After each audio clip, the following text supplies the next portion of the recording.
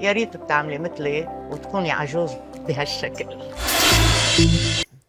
فعلا والله، يا ريتنا كلنا نبقى زي الست دي، مثال حقيقي للإرادة والعزيمة، وإن مفيش أي حاجة مستحيلة.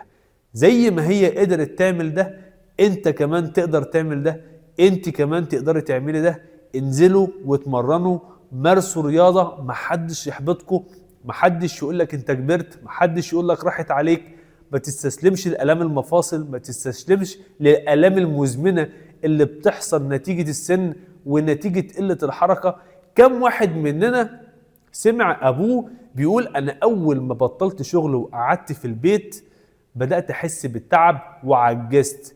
لأن ربنا خلقنا عشان نتحرك باستمرار، ربنا ما خلقناش عشان نقعد مكاننا وما نتحركش.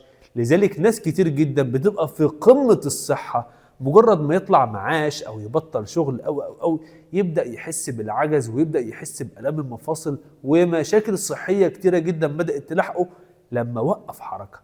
كله اتمرن، كله مارس رياضة، حتى لو مشي كل يوم نص ساعة، لكن اتمرن باستمرار.